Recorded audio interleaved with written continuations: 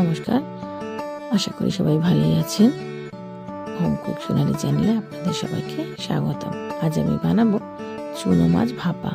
তার জন্য নিয়ে নিয়েছি বেশ কিছু চুনো মাছ ধুয়ে, এর মধ্যে মিশিয়ে দেব বেশ কিছুটা পেঁয়াজ কুচি এবং সর্ষে আর লঙ্কা আর জিরে বাটা।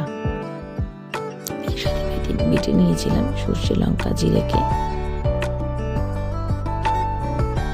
এরপর দিয়ে দেবো কিছুটা টমেটো কুচি, চিড়ে রাখা কাঁচা লঙ্কা এবং ধনে পাতা কুচি।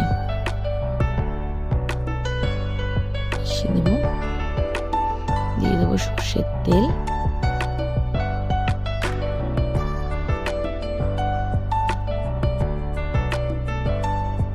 বেশ খানিকটা সর্ষের তেল দিলে বেশ ঝাঁঝালো গন্ধ আসবে।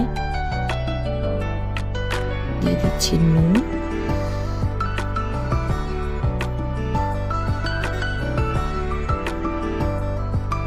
হালকা হাতে এটাকে মাখাতে হবে, নয়তো মাছগুলো ভেঙেও যেতে পারে, তাই এটাকে খুব আলতো হাতে মাখাতে হবে। এরপর এই মাছগুলোকে নিয়ে ট্রান্সফার করবো একটি কলা পাতার মধ্যে।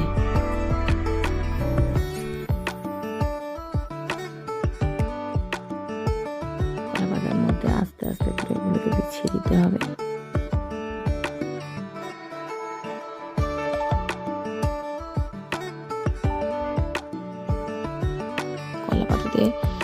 একবার কড়াইয়ের উপর বসানোর পর কড়াইয়ের ঢাকনার উপর আরেকটা কলা পাতা চাপিয়ে উল্টে দিলে কিন্তু উল্টানোতে আর কোনো অসুবিধা থাকে না।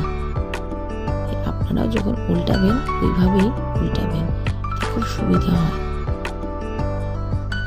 ব্যাস বেঁধে নিয়েছি, এবার বসিয়ে দেবো এক পিঠটা।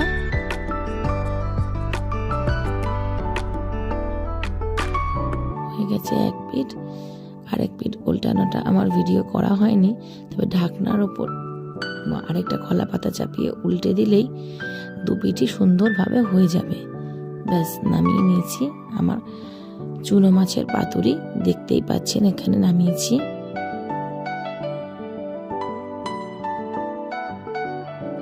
খুব দারুণ হয় খেতে, আপনারাও সবাই এটা বাড়িতে ট্রাই করতে পারেন। দুর্দান্ত স্বাদে চুনো মাছের